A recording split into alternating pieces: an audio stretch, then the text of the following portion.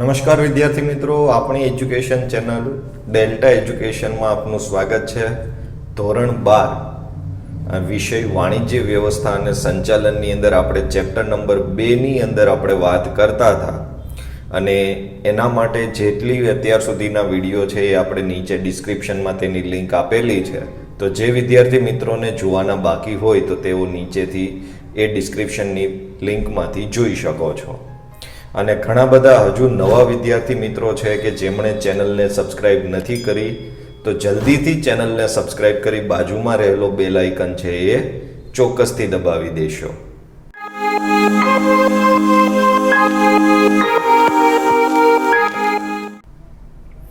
આજનો આપણો જે ટોપિક છે એ છે સંચાલનના સિદ્ધાંતોનું સ્વરૂપ. કે સંચાલનના સિદ્ધાંતો કેવા છે. કોઈ પણ જગ્યાએ જ્યારે સ્વરૂપ શબ્દ આવે છે, કોઈ પણ વસ્તુનું જ્યારે સ્વરૂપ તમારે જણાવવાનું છે, જો આપણે આના પહેલાના ચેપ્ટરમાં સંચાલનનું સ્વરૂપ જોયું હતું, એ રીતે આપણે અહીંયા ચેપ્ટર નંબર 2 માં સંચાલનના સિદ્ધાંતોનું સ્વરૂપ જોઈએ છે. તો સ્વરૂપ જ્યારે આવે ત્યારે આપણે કહ્યું એમ કે સંચાલનના સિદ્ધાંતો કેવા, એ સિદ્ધાંતો કેવા છે એનો જવાબ એ આપણે સ્વરૂપ તરીકે લખી શકીએ. તો એનું યાદ રાખવા માટેનું સૂત્ર છે કે સાપ સામા આવ. એમાંથી વ જે છે એનું આપણા માટે કોઈ ઇમ્પોર્ટન્ટ નથી. સાપ આવે ને, સ્નેક.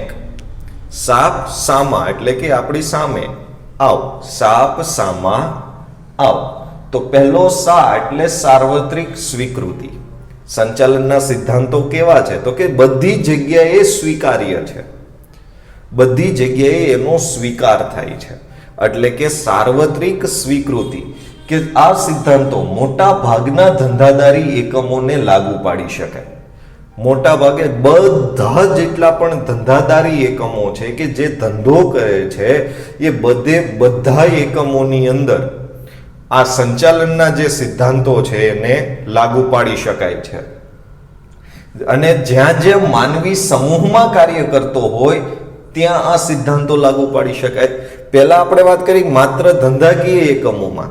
હવે ધંધાકીય એકમોથી પણ વધારે વિસ્તાર, કે જ્યાં માનવી સમૂહમાં કામ કરતો હોય, એક ગ્રુપમાં કામ કરતો હોય, અથવા બે કે તેથી વધુ વ્યક્તિઓ ભેગા મળીને જ્યાં કામ કરતા હોય, એવા દરેક ક્ષેત્રની અંદર આપણે સંચાલનના સિદ્ધાંતોનો ઉપયોગ કરી શકીએ છીએ.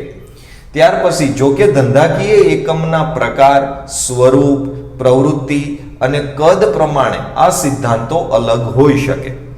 આપણી પાસે જે સિદ્ધાંતોનું લિસ્ટ આવે છે એ સિદ્ધાંતોમાંથી બધા સિદ્ધાંતો આપણે કદાચ ન વાપરી શકીએ, પણ બધા એકમોની અંદર વપરાતા સિદ્ધાંતો અલગ અલગ હોય.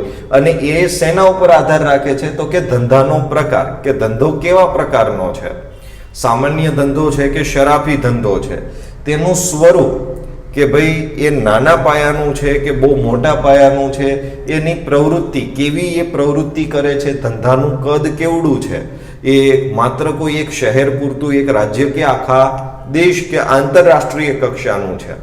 તો એવી બધી બાબતોને ધ્યાનમાં રાખી અને આપણે આપણા એકમમાં સંચાલનના સિદ્ધાંતોનો ઉપયોગ કરતા હોઈએ.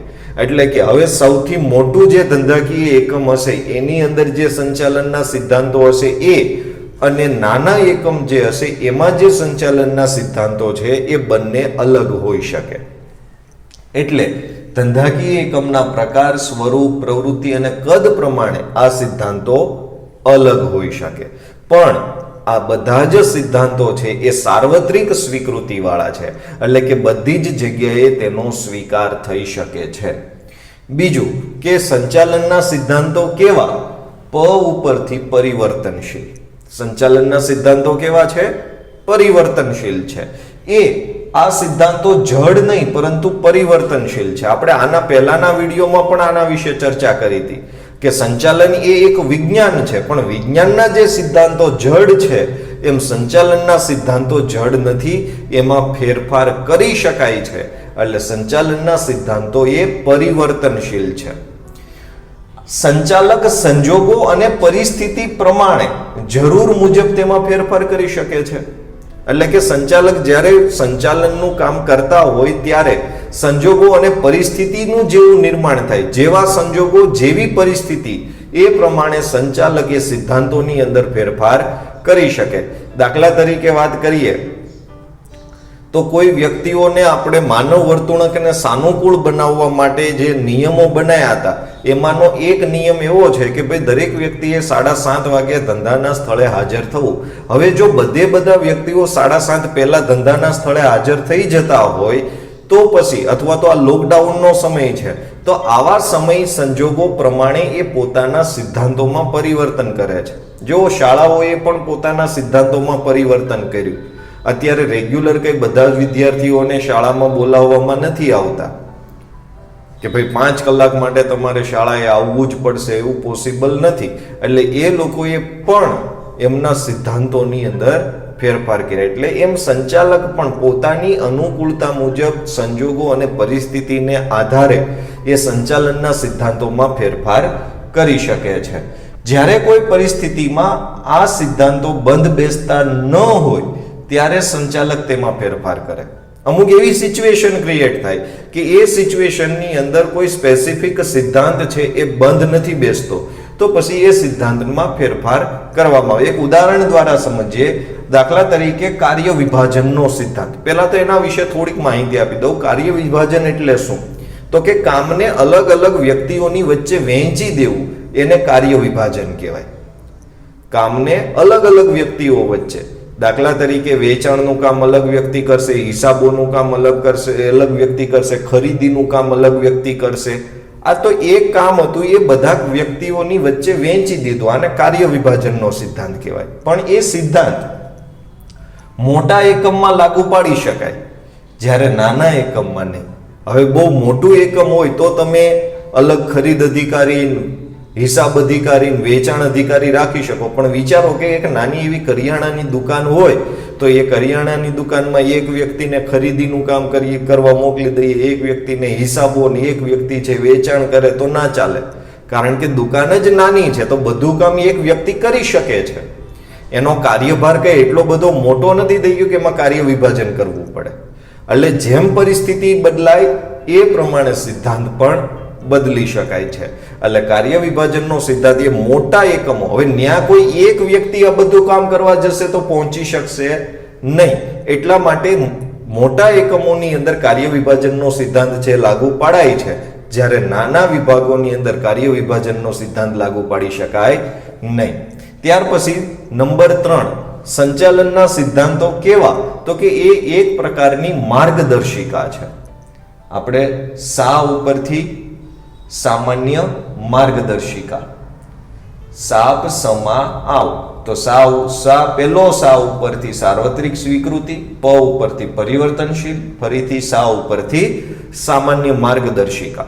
માર્ગદર્શિકા એટલે એડવાઇઝરી, કે જેની અંદર અલગ અલગ સલાહ સૂચનો લખ્યા હોય. હવે માર્ગદર્શિકાનો મતલબ એવો થાય કે એમાં જેટલું માર્ગદર્શન આપ્યું છે બધું કમ્પલસરી ફોલો કરવું પડે એવું હોય નહીં. તો આ સિદ્ધાંતો એ નિષ્ણાંતોના અનુભવનો નિચોડ છે કે આ નિષ્ણાંતોએ અલગ અલગ પરિસ્થિતિમાં કેવા પ્રકારના અનુભવો કર્યા, એ અનુભવ ઉપરથી એમણે જે તારણો કાઢ્યા, એ તારણો ઉપરથી એમણે સિદ્ધાંતો બનાવ્યા. અને આ કોઈ તમારી કે મારી જેવા કોઈ સામાન્ય વ્યક્તિઓનું પોઈન્ટ ઓફ વ્યૂ નથી. આ જે નિષ્ણાંતો છે, હેનરી ફેયોલ છે, પીટર એ ડ્રકર છે, કે જે બહુ મહાન સંચાલન શાસ્ત્રીઓ થઈ ગયા, એમણે જ્યારે કંપનીઓની અંદર કામ કર્યું ત્યારે પોતાની જાતે એમણે શું અનુભવો થયા અને એ અનુભવમાંથી એ શીખ્યા અને એના ઉપરથી એમણે સિદ્ધાંત બનાવ્યા. એટલે આ સિદ્ધાંતો છે એ નિષ્ણાત વ્યક્તિઓના અનુભવનો નિચોડ છે. એટલે એમણે જે ફીલ કર્યું હતું એ આપણા સુધી આપણે ફીલ ન કરવું પડે એટલા માટે એમણે અમુક સિદ્ધાંતો બનાવ્યા. આ બધા જ સિદ્ધાંતોને એકમમાં ચુસ્ત રીતે લાગુ પાડી શકાય નહીં, કે એમણે તો કેટલાય સિદ્ધાંતો આપ્યા. હવે એ બધા સિદ્ધાંતો એકમની અંદર એક સાથે લાગુ ન પાડી શકાય કે ભાઈ આ સિદ્ધાંતો છે તો આટલા સિદ્ધાંતો તો કમ્પલસરી ફોલો થવા જ જોઈએ. પોસિબલ નથી. આપણે કીધું એમ કે ધંધાનું કદ છે, ધંધાનો પ્રકાર, ધંધાનું સ્વરૂપ, સમય, સંજોગો, પરિસ્થિતિ આ જ્યારે જ્યારે બદલાય ત્યારે ત્યારે આપણે સિદ્ધાંતોમાં પણ ફેરફાર કરવો પડે. એટલે બધા સિદ્ધાંતોને આપણે લાગુ પાડવાના નથી, પણ આ સિદ્ધાંતો માત્ર માર્ગદર્શિકા છે, એટલે કે તેમાંથી પરિસ્થિતિ પ્રમાણે યોગ્ય સિદ્ધાંત જ અપનાવાય. એટલે કે જેટલું સિદ્ધાંતોનું લિસ્ટ હોય એમાંથી આપણા માટે જે યોગ્ય હોય, આપણે જેની જરૂર હોય એટલા સિદ્ધાંતો જ આપણે આપણા એકમમાં અપનાવવા જોઈએ. એમણે જેટલું લિસ્ટ આપ્યું છે એ બધા અપનાવવાની જરૂર નથી, કારણ કે આ એક પ્રકારની માત્ર માર્ગદર્શિકા છે. અને આ પ્રશ્ન છે એ પરીક્ષામાં અલગ પણ પૂછી શકે છે કે સંચાલન એ પરિવર્તનશીલ છે, સંચાલનના સિદ્ધાંતો એ પરિવર્તનશીલ છે, સમજાવો. તો એની અંદર આપણે આ મુદ્દાઓ લખવા પડશે. પછી સંચાલનના સિદ્ધાંતો એ સાર્વત્રિક સ્વીકૃતિ પામ્યા છે, સમજાવો. તો એની અંદર આપણે આ વસ્તુ લખવાની. અહીંયા શું પ્રશ્ન પૂછી શકે કે સંચાલનના સિદ્ધાંતો એ સામાન્ય માર્ગદર્શિકા કેવી રીતે છે, અથવા તો સંચાલનના સિદ્ધાંતો એ સામાન્ય માર્ગદર્શિકા છે, સમજાવો. તો એના અંદર આપણે લખશું કે આ બધા સિદ્ધાંતો એ નિષ્ણાંત વ્યક્તિઓના અલગ પરિસ્થિતિમાં થયેલા અનુભવનો નિચોડ છે. આ બધા જ સિદ્ધાંતો એકમમાં ચુસ્ત રીતે લાગુ પાડી શકાય નહીં, પરંતુ સમય, સંજોગો, પરિસ્થિતિને આધીન જે આપણા માટે યોગ્ય છે એટલા જ સિદ્ધાંતોનો ઉપયોગ કરવો પડે છે. ત્યાર પછી નંબર 4 ઉપરથી માનવ વર્તણૂક પર આધારિત. માનવ વર્તણૂક એટલે શું? તો કે માનવનું જે વર્તન છે એ વર્તન ઉપર આપણે આગળ પણ વાત કરી હતી કે સંચાલનના સિદ્ધાંતો માનવ વર્તણૂક પર આધારિત છે. તો સંચાલનમાં માનવી કેન્દ્ર સ્થાને છે. આપણે સંચાલનના લક્ષણો જ્યારે ભણ્યા હતા ત્યારે આપણે વાત કરી હતી કે સંચાલન એ માનવીય પ્રવૃત્તિ છે કે જેમાં માનવ કેન્દ્ર સ્થાને છે. તો એ માનવ કેન્દ્ર સ્થાને હોવાથી આ સિદ્ધાંતો માનવ વર્તણૂક પર આધારિત છે. એટલે કે આનાથી મશીનરીની ઉપર કોઈ ફેરફાર ન થાય, કારણ કે નિયમ કોને લાગુ પડે? માત્ર માણસને. ઢોરને નિયમ લાગુ ન પડે, મશીન હોય એમને નિયમ લાગુ ન પડે. જે પોતાની જાતને માણસ સમજતો હોય એમને આ સિદ્ધાંતો લાગુ પડે. એટલે માનવ વર્તણૂક પર આધારિત છે. અને માનવ વર્તણૂક એ એક મનોવૈજ્ઞાનિક બાબત છે. એટલે કે આપણા મનનું એક વિજ્ઞાન છે કે વ્યક્તિ કેવી પરિસ્થિતિમાં કેવા પ્રકારનું વર્તન કરશે એની આપણે અગાઉથી એક અંદાજો લગાવી શકીએ છીએ. તો એ મનોવૈજ્ઞાનિક બાબત છે. આ બાબતને સિદ્ધાંતો લાગુ પાડતી વખતે ધ્યાનમાં રાખવી. એટલે કે પછી ફોર્સફુલી કે ભાઈ તમારે આમ કરવું જ પડશે, તમે પરિસ્થિતિને સમજો જ નહીં. કોઈ એક વ્યક્તિ કહે છે કે સાહેબ મારા મધર બીમાર છે તો હું એમને હોસ્પિટલ લઈ ગયો તો એટલે આજે 2 મિનિટ લેટ થયો છું, તો એ વાતને પછી સમજવી જોઈએ. પછી આપણે ત્યાં એવું કહીએ કે નહીં ભાઈ આપણે તો જે સિદ્ધાંત અપનાવ્યો તો એ સિદ્ધાંત પ્રમાણે તો તમારે અહીંયા હાજર થવું જ પડે, પોસિબલ નથી. તો અમુક બાબતો એટલે કહે છે કે થોડાક લિબરલ રહો. આ સિદ્ધાંતોને એટલી બધી ચુસ્ત રીતે અમલ ના કરો કે આ સિદ્ધાંતો તમારા ઉપર હાવી થઈ જાય. ક્યારેય સિદ્ધાંતને પોતાના ઉપર હાવી ન થવા દેવા માટે થોડું એની અંદર લિબરલ બનવું પડે, પરિસ્થિતિને સમજવી પડે, વ્યક્તિનું મન સમજવું પડે. કોઈ પણ વ્યક્તિ પાસેથી કામ કઢાવવું છે, આપણે કીધું કે સંચાલન એ અન્ય વ્યક્તિ પાસે કામ કઢાવવાની કળા છે. તો એ કામ કઢાવવું છે તો એના મનને પણ તમારે સમજવું પડશે, એને શું ગમે છે એ પણ તમારે સમજવું પડશે.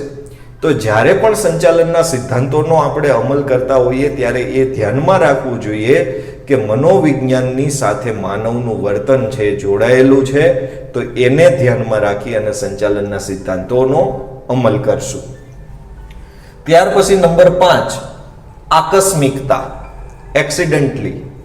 આકસ્મિકતા, કારણ કે બધી પરિસ્થિતિ ધંધાની અંદર આપણી જાણમાં હશે એ રીતે નહીં થાય, અથવા તો જે રીતે આપણે ધાર્યું હશે એમ નહીં થાય. ક્યારેક કોઈ આકસ્મિકતા સર્જાય તો કોઈ આકસ્મિક સ્થિતિમાં આ સિદ્ધાંતો દ્વારા યોગ્ય નિર્ણય લઈ શકાય છે.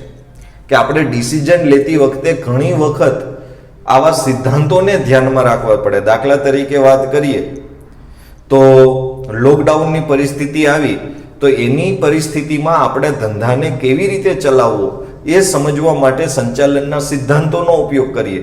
અને સંચાલનના સિદ્ધાંતોને આપણે જોઈએ અને એમાંથી આપણને કોઈ ક્લ્યુ મળે કે હવે આપણે કેવા પ્રકારનું ડિસિઝન લેવું પડે.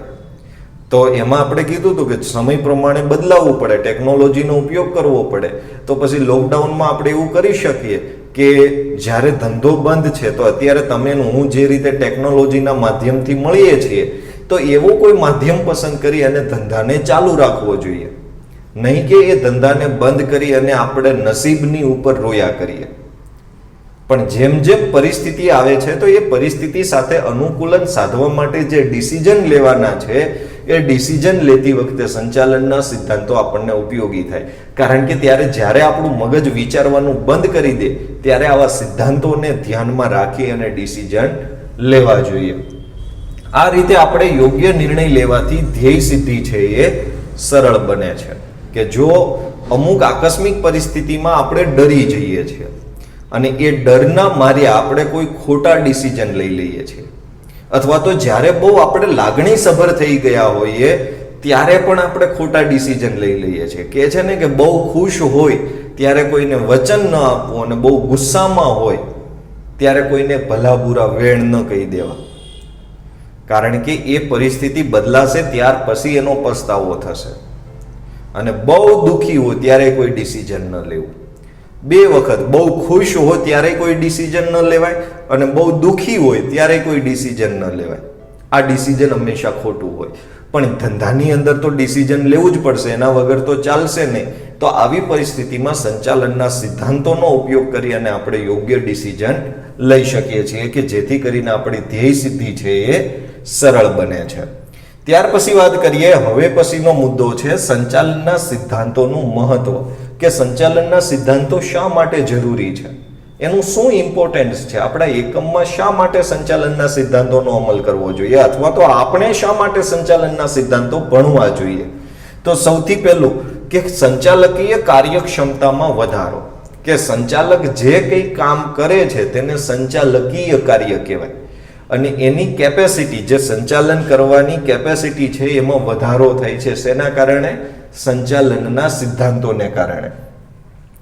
કે વિવિધ પરિસ્થિતિમાં સંચાલકીય કાર્ય કેવી રીતે કરવું તેનું માર્ગદર્શન પૂરું પાડે. જો પરિસ્થિતિ ક્યારેય એક સરખી નથી રહેવાની, એમાં જ્યારે બદલાવ આવે છે તો એ બદલાવના સમયમાં આપણે સંચાલન કેવી રીતે કરવું એના માટેનું એક ગાઈડન્સ, એના માટેનું માર્ગદર્શન એ આપણને સંચાલનના સિદ્ધાંતો પૂરું પાડે છે. કે જેથી ધંધાની કાર્ય પદ્ધતિ સુધરી શકે. આપણે જે રીતે ધંધો ચલાવીએ છીએ એની જે કામ કરવાની પદ્ધતિ છે એની અંદર સુધારો લાવી શકાય. જો રૂઢિગત જે જૂની પુરાણી પદ્ધતિથી આપણે ધંધો કરતા હોઈએ અને એ ધંધો જો ખોટ કરતો હોય તો પછી એની અંદર ફેરફાર કરવાની જરૂર પડે. અને આ ફેરફાર જ્યારે આપણે કરવો હોય તો આપણે આપણી કાર્ય પદ્ધતિને સુધારવી પડે. અને કાર્ય પદ્ધતિ ત્યારે સુધરે કે જો આપણે સંચાલનના સિદ્ધાંતોનો યોગ્ય ઉપયોગ કરીએ. અને આમ સંચાલકીય કાર્યક્ષમતા છે વધે છે કે એક સંચાલકની કામ કરવાની જે કેપેસિટી છે એનું જે સંચાલન છે એ સુધરી જાય છે. પોતાની રીતે એ ડિસિઝન લેશે તો કદાચ ખોટું પડશે, પણ સંચાલનના સિદ્ધાંતોને ધ્યાનમાં રાખીને ડિસિઝન લેશે તો એ ડિસિઝન ખોટું નહીં પડે. એટલે એની કામ કરવાની કેપેસિટી છે એ વધી જશે. ત્યાર પછી નંબર 2, સાધનોનો મહત્તમ ઉપયોગ. કે આપણા ધંધાની અંદર જે કંઈ પણ સાધનો છે એ સજીવ સાધન હોય કે નિર્જીવ સાધન હોય. સજીવ એટલે આપણા શ્રમિકો, કામદારો, કર્મચારીઓ, અને નિર્જીવ એટલે યંત્રો, ઓજારો, સાધનો, મકાન, આ બધા જમીન છે, આ બધા નિર્જીવ સાધનો છે. તો આ બધા સાધનો ધંધામાં મર્યાદિત હોય, એને વધારી ન શકાય. દાખલા તરીકે મારે જમીન વધારવી છે તો જમીન વધે નહીં. હા, તમે ખરીદી શકો, પણ એ જમીનને વધારે લાંબી કરવી છે એમ ના થાય. એટલે આપણી પાસે જે સાધનો છે એ સાધનો મર્યાદિત હોય અને આ સિદ્ધાંતો દ્વારા સાધનોનો આપણે એવી રીતે ઉપયોગ કરવામાં આવે છે કે જેથી ઓછામાં ઓછા ખર્ચે વધુમાં વધુ લાભ મેળવી શકાય. સંચાલનના સિદ્ધાંતોથી આપણે બધા જ સાધનોનું એવું જબરદસ્ત પ્લાનિંગ કરશું કે કોઈ પણ સાધન છે એ વણ વપરાયેલું પડ્યું નહીં રહે. જો સાધન વણ વપરાયેલું પડ્યું રહેશે તો બિનજરૂરી ખર્ચ વધશે. પણ એ સાધનનો આપણે યુઝ કરીએ છીએ તો એ યુઝ કરવાને કારણે આપણને ફાયદો થવાનો. એટલે કે ઓછામાં ઓછા ખર્ચે આપણે વધુમાં વધુ લાભ એ સંચાલનના સિદ્ધાંતોની મદદથી મેળવી શકીએ છીએ. ત્યાર પછી નંબર 3, વૈજ્ઞાનિક અને તાર્કિક નિર્ણયો લેવા માટે મદદરૂપ. તાર્કિક એટલે લોજિકલી, આડે ધડ મન પડે તે રીતે ધંધાની અંદર ડિસિઝન ન લેવાય. અને જો આ રીતે તમે ડિસિઝન લો એટલે ધંધાને બંધ કરવાનો જ વારો આવે. તમારે વૈજ્ઞાનિક રીતે વિચારી યોગ્ય રીતે ડિસિઝન લેવાનું હોય, અને આવા ડિસિઝન લેવા માટે સંચાલનના સિદ્ધાંતો છે એ મદદ કરે છે. નિર્ણયો કેવા હોવા જોઈએ? તો કે નિર્ણયો હકીકત આધારિત હોવા જોઈએ, રિયલ હોવા જોઈએ. આપણે ડિસિઝન લઈએ અને આપણે સ્વપ્નની દુનિયામાં જતા રહીએ કે ભાઈ હું ચંદ્ર ઉપર દુકાન ખોલીશ, તો આ નિર્ણય હકીકત આધારિત નથી. જે રિયાલિટી બેઝિસ પર એમનું ડિસિઝન હોવું જોઈએ, વૈચારિક હોવો જોઈએ. તરત જ અમુક સમયે શું થાય કે જેવી પરિસ્થિતિનું સર્જન થાય ને તરત આપણે ડિસિઝન આપી દઈએ. નહીં, એ પરિસ્થિતિને વિચારવી પડે, એ પરિસ્થિતિને સમજવી પડે. આપણું જે ડિસિઝન છે એ ડિસિઝનની બીજી નકારાત્મક અસરો શું શું થઈ શકે છે એના વિશે પણ વિચારવું પડે. એટલે ડિસિઝન વૈચારિક હોવો જોઈએ, તાર્કિક લોજિકલી હોવો જોઈએ, કે મન ઘડત ન હોવો જોઈએ. લોજિકલી એ સાબિત થઈ શકે, પૂરો થઈ શકે, એનો અમલ થઈ શકે એવો ડિસિઝન હોવો જોઈએ. વાસ્તવિક હોવો જોઈએ, હકીકત આધારિત એટલે આપણે કહીએ કે વાસ્તવિક છે. અને હેતુને સુસંગત હોવો જોઈએ. હેતુ એટલે આપણા ધંધાનું જે ધ્યેય છે એની સાથે જોડાયેલો હોવો જોઈએ. હવે ધંધાનું ધ્યેય એવું હોય કે આપણે વધુમાં વધુ નફો કમાવો, ધંધો મંડે ચેરિટીનું કામ કરવા, સેવાનું કામ, દાન ધર્માદો ચાલુ કરે, તો આ ડિસિઝન એ ધંધાના ધ્યેય સાથે સુસંગત ન કહી શકાય. તો એવા નિર્ણયો લેવા માટે આપણને સંચાલનના સિદ્ધાંતો છે એ ઉપયોગી છે. સિદ્ધાંતો નિર્ણય લેવામાં ચાવીરૂપ ભૂમિકા પૂરી પાડે છે. ચાવીરૂપ ભૂમિકા, ચાવીનું કામ શું હોય? ચાવીનું કામ હોય લોકને ખોલવો. એમ આપણા ધંધાની અંદર જે પ્રોબ્લેમ રૂપી તાળા છે, તકલીફ રૂપી જે તાળા છે, એ તાળાને ખોલવા માટે જરૂર છે ડિસિઝનની. અને આ ડિસિઝન લેવા માટેનો આધાર આપણા સંચાલનના સિદ્ધાંતો છે. એટલે આ સિદ્ધાંતો છે એ આપણા પ્રોબ્લેમને ખોલવાની એક ચાવી છે. એટલે કીધું કે સિદ્ધાંતો એ નિર્ણય લેવામાં ચાવીરૂપ ભૂમિકા પૂરી પાડે છે, જેથી કોઈ પણ પક્ષપાત કે પૂર્વગ્રહ રહેતો નથી. પક્ષપાત એટલે કે કોઈ વહાલો દોહલો હોય તો એના માટે આપણે સારું ડિસિઝન લઈએ કે મારા વિભાગ માટે હું સારું ડિસિઝન લઉં, બીજાના વિભાગ માટે હું ખરાબ ડિસિઝન લઉં, આવું ના થવું જોઈએ. જો વૈજ્ઞાનિક રીતે તમે નિર્ણય લો છો તો એની અંદર કોઈ પક્ષપાત ન હોવો જોઈએ. પૂર્વગ્રહ એટલે શું? દાખલા તરીકે હું ક્લાસરૂમની અંદર ભણાવતો હોય અને કોઈ એક વિદ્યાર્થીએ મને પહેલા જ લેક્ચરની અંદર ડિસ્ટર્બ કર્યો, તો મારા મનમાં એ વિદ્યાર્થી પ્રત્યે જો હું પૂર્વગ્રહ બાંધી લઉં કે એ એવો જ છે, તો એ મારો પૂર્વગ્રહ છે. અને પછી હું આખું વર્ષ એ વિદ્યાર્થીની સાથે ખરાબ વર્તન કરું છું, તો એ આ મારો પૂર્વગ્રહ છે. તમારું પેપર ચેક કરતી વખતે પહેલા પેજની ઉપર તમારા ખોટી વસ્તુઓ લખી હોય તો મનની અંદર એક પૂર્વગ્રહ બંધાઈ જાય કે હવે આનું આખું પેપર એવું જ હશે. પણ ધંધાની અંદર આવો કોઈ પૂર્વગ્રહ કોઈ પણ વ્યક્તિ પ્રત્યે રાખવાનો નથી. અને આ તો જ પોસિબલ બનશે કે જો સંચાલનના સિદ્ધાંતોની મદદથી આપણે નિર્ણય લઈશું, જેથી કોઈ પક્ષપાત કે પૂર્વગ્રહ રહેતો નથી. નંબર 4, બદલાતા જતા પર્યાવરણને પહોંચી વળવા માટે, કે જે પર્યાવરણમાં ફેરફાર થાય. કયું પર્યાવરણ? ધંધાકીય પર્યાવરણની વાત કરીએ છીએ. બાકી ગરમી, ઠંડી, શિયાળો, ચોમાસું થઈ જાય એની વાત નથી કરતા.